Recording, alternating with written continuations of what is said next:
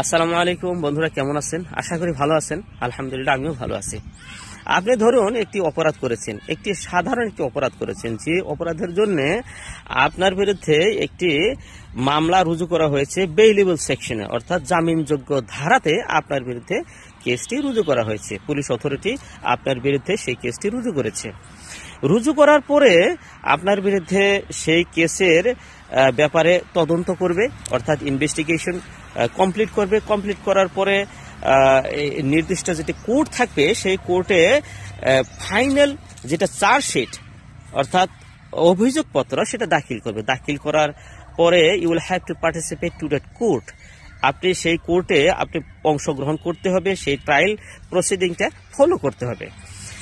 Follow যদি আপনি না করেন, আপনি যদি ভাবেন যে আপনি সেরকম ধরনের একটি গুরুতর অপরাধ করেন নাই, সেই জন্য আপনি কোনো ধরনের গুরুত্ব দিচ্ছেন না, তাহলে আপনি ভুল করছেন।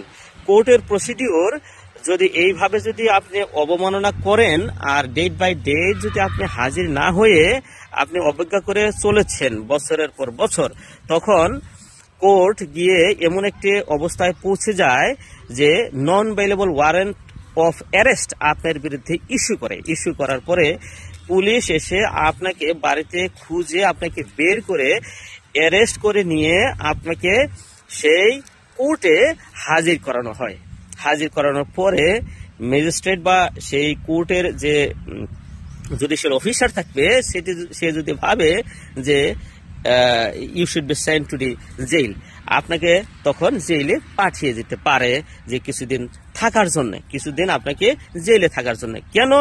আপনি যে বেইলেবল সেকশনে আপনার এগেন্সে যে কেসটা রুজু হয়েছে সেই জন্য নয়, আপনি যে কোর্টের প্রসিডিওর যে ফলো করেন নাই, কোর্টের আদেশ যে অবমাননা করেছেন, সেই জন্য আপনাকে সেই অবমাননার জন্য আপনাকে কিছুদিন জেলে থাকতে হতে পারে।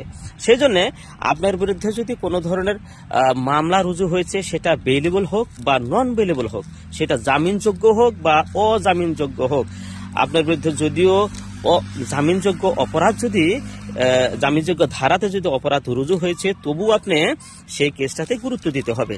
কারণ গুরুত্ব না দিলে সেই কেসটা বা সেই মামলাটি সেই পর্যন্ত পৌঁছে যায়, যে পর্যন্ত পৌঁছে গেলে আপনাকে সেটার খারাপ একটি ফল ভোগ করতে হয়, আপনাকে জেল খাটতে হতে পারে। তারপরে আপনি সেই কেসে পার্টিসিপেট করে মুক্ত হতে পারেন বা জেলও হতে পারে, সেটা আলাদা কথা, সেটা ভিন্ন কথা। সেই জন্য মামলা ছোট হোক বা বড় হোক, সেটাকে প্রথমে নিষ্পত্তি করতে হবে। করার পরেই তো আপনি সেই মামলা থেকে মুক্ত। তাহলে বন্ধুরা, আজকে এ পর্যন্তই। আবার পরে কথা হবে ইনশাল্লাহ। আসসালামু আলাইকুম।